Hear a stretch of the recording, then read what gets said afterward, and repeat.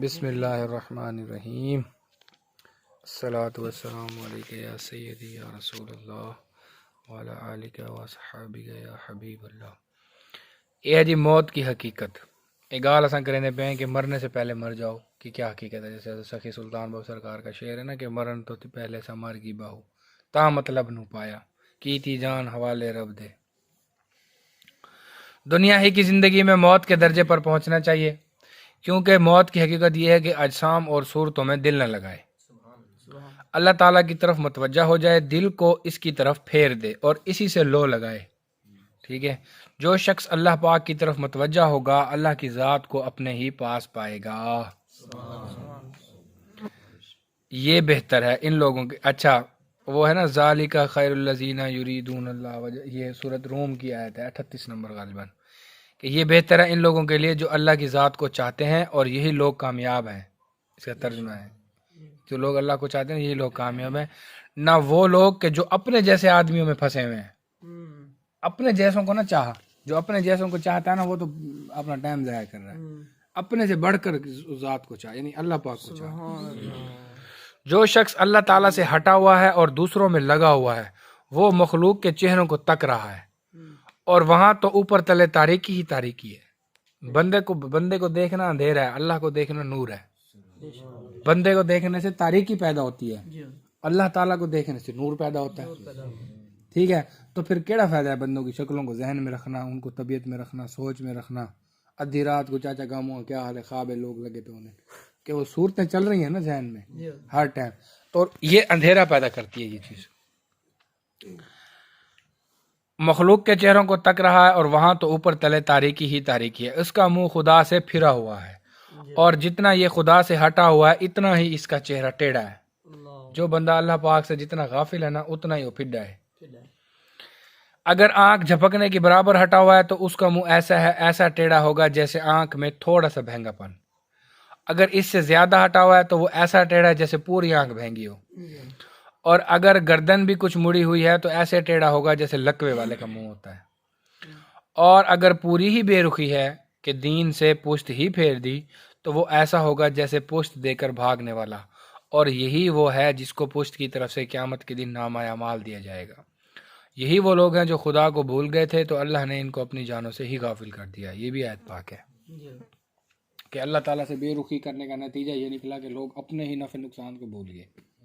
اب پھر وہ کیا ہوتا ہے کہ پھر جو چیزیں خود انگارے اکٹھے کر رہا ہوتا ہے بندہ، نقصان دینے والی چیزیں اکٹھی کر رہا ہوتا ہے، اور دوسری چیزوں پر۔ اچھا اب سبحان اللہ، بہت پیاری بات، بہت پیاری بات لکھا ہوا ہے کہ پس سمجھ لو کہ جو شخص اللہ تعالیٰ کی طرف متوجہ ہوگا وہ اپنے نفس سے بے رخی کرے گا۔ یہ ایک اصول بتا رہے ہیں بھی جیڑا بندہ اللہ پاک کی طرف متوجہ ہو سی نا اون دی اپنے نفس والے پاسے توجہ کہنا ہو سی، یعنی اللہ پاک کی طرف توجہ کرنا نفس کی طرف بے توجہی کی دلیل ہے، کیونکہ جب تک توجہ نفس سے ہٹے گی نہیں اللہ پاک کی طرف لگے گی نہیں۔ ٹھیک ہے، تو اب یہ سمجھانا چاہ رہے ہیں کہ تو اس شخص کو کیا تم سمجھو گے کہ جو اپنے نفس سے ہی بے رخ ہو گیا وہ دوسری چیزوں پر کیا خاک توجہ کرے گا؟ آتے نا یار بندہ میں ڈیواں تے اپنے پتر کو ڈیواں ہے، جلے میں اپنے پتر کو نہیں دیتی تے میں تے کیوں تھا دینا؟ سب تو زیادہ عزیز تا پتر ہوندے بندے دا، تو سب تو زیادہ عزیز تا بندے دا اپنا نفس ہوندے نا۔ جلے بندے اپنے نفس تو کو نو لیفٹ دے بورڈ لا دیتے اپنے نفس کو اہمیت نہیں دیندا پیا تے او کہیں بے کو کیتا اہمیت لیندے۔ سب تو عزیز تا بندے دی اپنی جان ہوندی ہے نا۔ تو اس شخص کو موت کی حقیقت حاصل ہوگی اگرچہ وہ ظاہر میں زندہ ہے۔ جیڑے بندے اے طبیعت اپنے اندر پیدا کر گی دی نا کہ اون اللہ والے پاسے فل دھیان لا گی دے، ٹھیک ہے، اور اپنے دھیان جڑا ہے نا نفس تو مخلوقات تو رنگ برنگیاں چیزاں تو رونقاں تو دل چاہ گی دے سی ہیں، ہے نا، ہر تمنا دل سے رخصت ہو گئی، اب تو آجا اب تو خلوت ہو گئی، ایک ان سے کیا محبت ہو گئی، ساری دنیا ہی سے وحشت ہو گئی، لاکھ جھڑکو اب کہاں پھرتا ہے دل، ہو گئی ان سے محبت ہو گئی۔ سبحان اللہ۔ تو اس شخص کو موت کی حقیقت حاصل ہوگی اگرچہ وہ زندہ ہے، اس لیے بزرگوں نے فرمایا وہ دیکھ رہا تھا مگر نہ دیکھ رہا تھا۔ حضرت موسیٰ آہنگر بیٹھے تھے لوہار سے اب ڈاتری بنے تھے پہن رنا ٹپیاں نہ اپنے ڈٹھا اس پاس بندہ کہ یار تو ایڈا وڈا پی نہیں تو رنا دے دے وہاں کہ یار تو یہ ڈاتری رتی رال تھئی پی تو میری اکھیں مار، اگر میں ڈٹھا ہو سی نا تو میری اکھیں سڑ ویسن، ہوں ڈات رہی لوہے دی گرم نہ آپ دی اکھیں ماری نہ ڈوہاں اکھیں آپ دی اکھیں نہیں سڑیاں. آپ نے فرمایا اگر میں اپنی گال کوڑا ہوا نا تے سڑ ونجنا تے میں کوڑا کہہ نہیں. میری اکھیں بے شک عورتاں دی طرف ہوں لیکن میں دیدہ کہنا پیا دھیان اللہ والے پاسے. او اگلی تو میں پچھلی تو صدقے جامع پچھلی تو یہ واقعہ تو سنتے رہنے میں. اب ہے آگے رجوع اللہ کی حقیقت کہ اللہ پاک کی طرف جو رجوع کیا جاتا ہے یہ کیا ہے. کیونکہ موت کی حقیقت یہ ہے کہ نفس محسوسات اور صورتوں پر التفات کرنا چھوڑ دے کہ رنگ برنگی چیزوں کی طرف محبت کرنا چھوڑ دے. عالم ملکوت کی طرف نظر رکھے ہم وقت پھر اللہ کے راستے میں چلنا شروع کر دے. اس کی طرف رجوع کر کے اپنے وعدے کو پورا کرے الستو بربکم اس کے حقوق کو بجا لانے میں لگا رہے. جس کا طریقہ یہ ہے کہ برے اخلاق سے جدا ہو جائے اور اخلاق حمیدہ سے آراستہ ہو جائے. جب یہ باتیں حاصل ہو جائیں گی اس وقت اللہ سبحانہ کی طرف تعالیٰ کی طرف اس کا رجوع صحیح شمار ہوگا. جب تک بری عادات نہیں چھوڑی ہے تو وہ اللہ پاک کی طرف رجوع راج شمار نہیں ہوگا.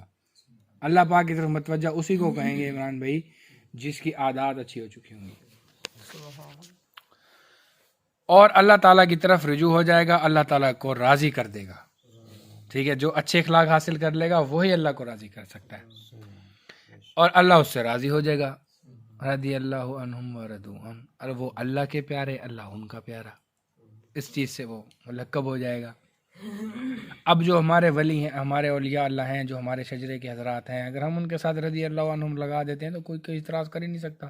انہوں نے ساری زندگی ہر چیز راضی کرنے پہ کی ہے.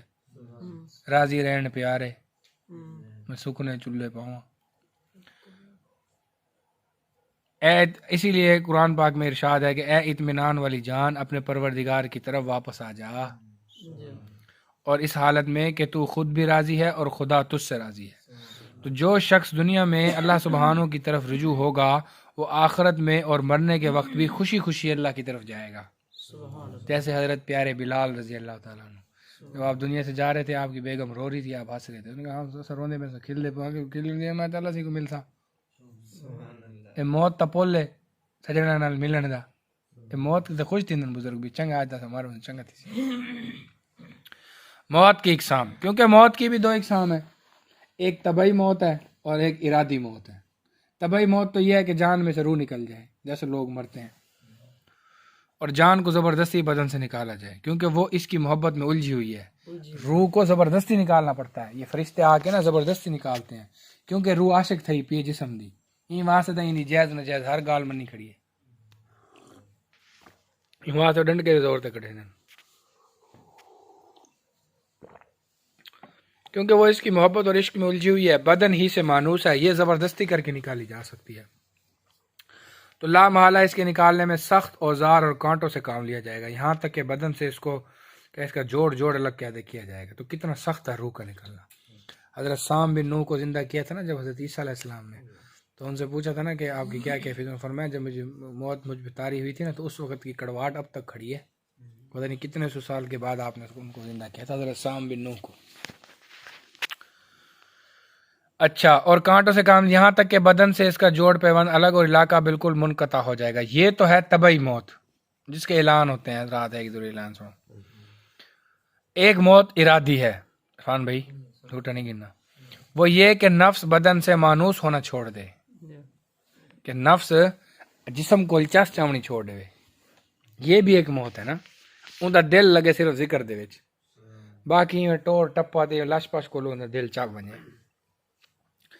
اس کی محبت عشق اور اس کے کاموں میں مستغرق منہمک ہونے لگ جائے بدن سے آخرت کے فائدوں کا کام لینے لگ جائے. یہ موت ہے کہ جسم کو صرف آخرت دے نفع دا کام کنے دنیا دے نفع دا کام چھوڑ دے.